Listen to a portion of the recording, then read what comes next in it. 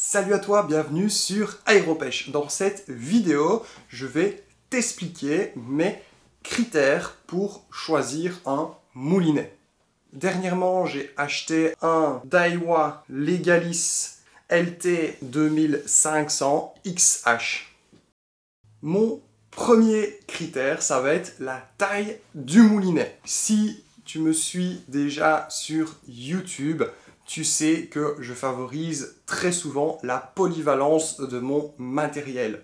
Tout simplement parce que je préfère avoir une ou deux cannes pour pêcher toute une diversité de poissons que d'avoir plus d'une dizaine de cannes pour chaque poisson pêché. Ce qu'il faut savoir sur la taille des moulinets, c'est qu'il varie entre 500 et 5000, voire plus haut, mais on va se contenter de ces deux tailles-là principales. Entre 500 et 5000, ils évoluent de 500 en 500. Comme tu l'as certainement compris, la taille 2500 est la taille pile au milieu de toutes ces tailles-là. Personnellement, je préfère avoir des moulinets de 2000-2500 pour pêcher tout type de poisson. Tu as un moulinet de 500 ou de 1000, il va être trop petit pour pêcher avec certaines techniques de pêche, alors que ça va être des petits poissons. Notamment, je pense à la pêche au drop shot, parce que quand tu ferres le poisson, eh bien tu le ferres à la verticale,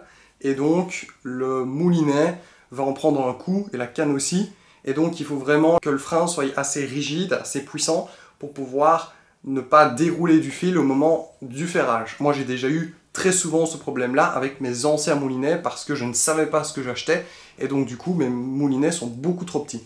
Les tailles 2000 et 2500 sont l'idéal pour la polyvalence. Tout simplement parce que tu peux mettre du fil allant de 20 centièmes à 25 centièmes. Si tu vas pêcher la truite, tu vas mettre du 20 centièmes en ligne principale et du 16 centièmes en bas de ligne, ou alors du 18 centièmes en ligne principale si tu veux, mais ça ne va pas faire une grande différence au niveau du moulinet. Ce qui va être intéressant après, c'est que si tu décides de changer de fil et de mettre par exemple de la tresse, eh bien tu peux aller mettre de la tresse jusque 25 centièmes. Ce qui correspond à une tresse qui est assez solide pour pouvoir pêcher le brochet notamment. Mon deuxième critère, ça va être la force de freinage, parce que si tu regardes un tableau avec les tailles de moulinet, tu peux t'apercevoir que le 2000 a exactement la même force de freinage qu'un 1500, qu'un 1000, et donc du coup, cela ne va pas être si intéressant que ça. Alors, il vaut mieux prendre une taille 2500 qui est un peu plus grande pour pouvoir avoir un frein plus puissant. Maintenant, il y a un autre critère à prendre en compte, ça va être le modèle et la marque, tout simplement parce que au début, moi, je voulais acheter un autre moulinet d'une autre marque. Malheureusement, j'ai vu que sa force de freinage était seulement de 4 kg pour une taille 2500. Alors que celui-ci, on monte à 10 kg en force de freinage. Ce qui est vraiment génial pour pêcher tout type de poisson. Étant donné que le frein est réglable, on peut tout simplement l'adapter au type de poisson pêché. J'ai oublié un critère important dans la sélection de ton moulinet. Je croyais que ça allait de pair avec la taille du moulinet, mais ce n'est pas le cas. Je veux bien sûr parler de la longueur de fil sur ta bobine. Pour te citer un exemple, j'ai un moulinet taille 2000 avec 185 mètres de fil. Ici, le moulinet que je viens d'acheter est un moulinet avec 150 mètres de fil, taille 2500. Donc c'est une taille qui est plus grande que le 2000 et pourtant on a moins de longueur de fil. Ces longueurs-là, pour un pêcheur débutant, ça va peut-être paraître énorme. Cela dépend de ta technique de pêche et où tu vas pêcher. Si tu pêches en étang ou en rivière, tu ne vas pas avoir besoin de distance de fil, de longueur de fil aussi longue. Par contre, si tu pêches en lac ou en fleuve, avec une technique du style au leurre, au lancer, eh bien tu auras besoin d'une longueur de fil assez grande. Pourquoi? Tout simplement parce que si tu t'accroches dans le fond de l'eau et que tu dois couper ton fil, que tu veux repêcher par après, eh bien si tu n'as pas assez de fil sur ta bobine, tu risques de ne plus pouvoir pêcher parce que tu n'as pas assez de distance au niveau du fil pour lancer. D'ailleurs, pour te donner une idée, sur mon moulinet 2000 avec 185 mètres de fil, je pouvais accrocher 2-3 leurres dans le fond et couper le fil et continuer à pêcher, alors qu'ici, avec mon nouveau moulinet taille 2500, avec 150 mètres de fil, il suffit que je m'accroche une seule fois à une assez longue distance pour ne plus pouvoir pêcher car je n'ai plus assez de longueur de fil sur mon moulinet. Donc ça, c'est assez handicapant. Ce qui peut être aussi intéressant pour avoir une certaine longueur de fil, ça va être lorsque tu pêches sur le fond où tu as besoin d'un stock de fil au cas où tu aurais un gros départ, un gros poisson qui viendrait prendre ton fil. Eh bien, il faut tout simplement gérer ta distance de fil avec la distance à laquelle tu pêches. Donc ça, fais bien attention à la longueur de fil que tu as sur ton moulinet, car cela peut faire une différence entre pouvoir pêcher toute la journée, même si on a accroché 2-3 fois dans le fond et qu'on a dû couper la ligne, ou bien tout simplement s'arrêter directement parce qu'on a accroché une seule fois dans le fond. Tu as deux axes sur un moulinet. Le premier qui est ici, l'axe principal, où va se situer les 3 roulements à billes. Ici, dans celui-ci, c'est 5 roulements. Et alors, l'axe ici de la manivelle qui est juste ici, où on va avoir un seul roulement à billes. Crois-moi, ça fait une réelle différence de passer d'un moulinet de 2 roulements à billes à un moulinet de 3 plus 1.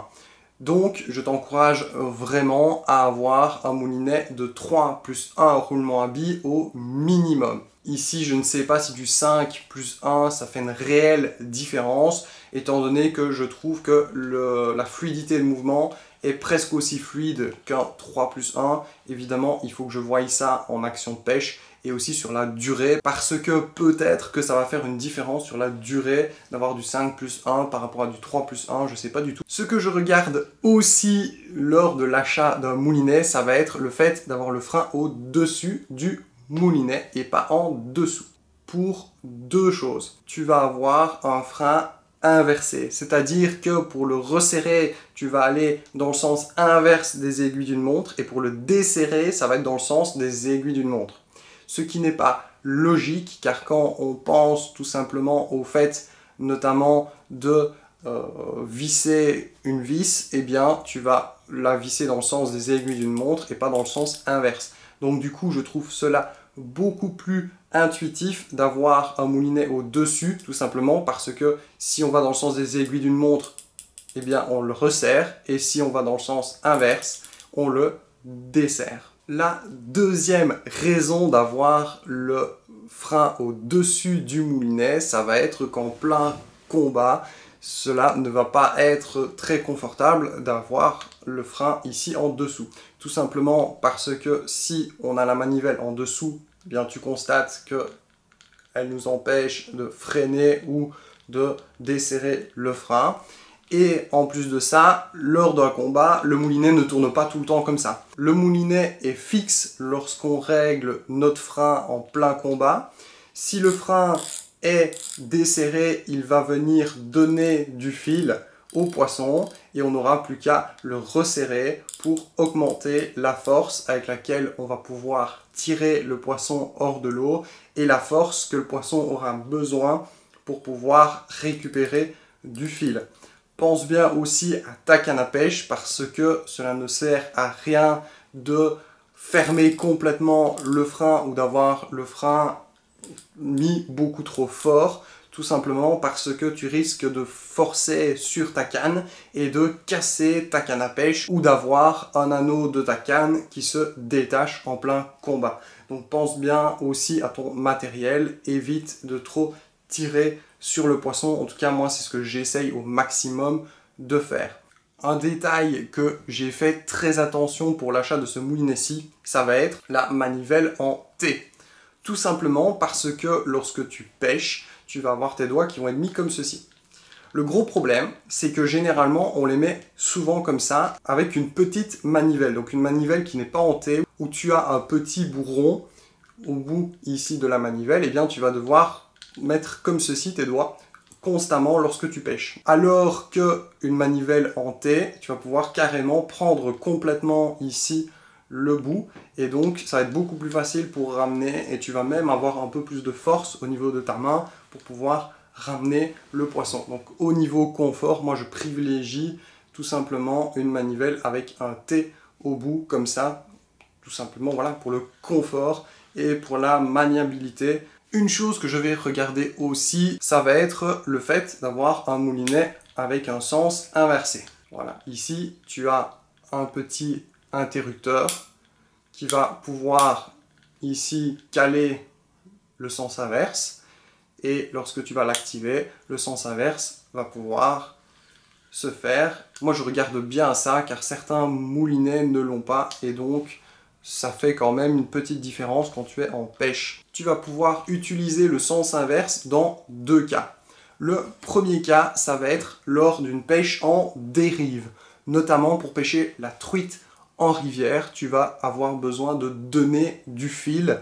Et donc, pour donner du fil, au lieu de ouvrir ici le capot de ton moulinet, l'anneau de ton moulinet, eh bien, tu vas pouvoir activer le sens inverse qui va t'aider à donner du fil au poisson. En plus de ça, si tu as ton fil qui reste bien tendu lorsque tu donnes un peu de fil, eh bien, si tu as un poisson qui mord à l'hameçon, tu vas pouvoir directement réinverser ton sens et alors le ferrer directement et avoir un combat presque directement avec le poisson. Parce que si tu as un poisson tout simplement qui est méfiant et qui vient juste tirer un peu sur ton fil, le temps que tu te dises « Ah, il faut que je remette le fil, il faut que je rebobine parce que j'ai trop de fil », eh bien tu vas manquer peut-être un poisson.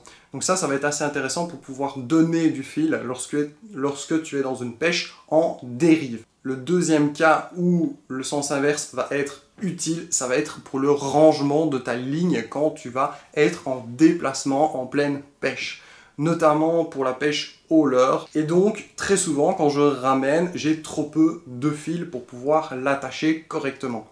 Donc, le sens inverse va te permettre de donner du fil et de pouvoir l'accrocher correctement à l'anneau de la canne à pêche prévu pour attacher ton leurre, plutôt que de devoir ouvrir le moulinet, redonner trop de fil, refermer et remouliner pour avoir pile la bonne longueur de fil pour avoir ton leurre qui va correctement bien tomber sur ta canne à pêche. On arrive au bonus de la sélection d'un moulinet, une manivelle qui est rétractable. Malheureusement, sur ce moulinet-ci, elle n'est pas rétractable, mais j'ai un de mes moulinets qui l'a. Et c'est super intéressant lorsque tu ranges tes cannes à pêche dans un fourreau. Tu vas pouvoir replier tes manivelles très facilement et avoir toutes tes cannes qui vont être bien plates dans ton fourreau de pêche. Et ça, c'est super intéressant. Plutôt que d'aller tout le temps dévisser l'axe ici de la manivelle pour la replier, eh bien une manivelle pourvue d'un système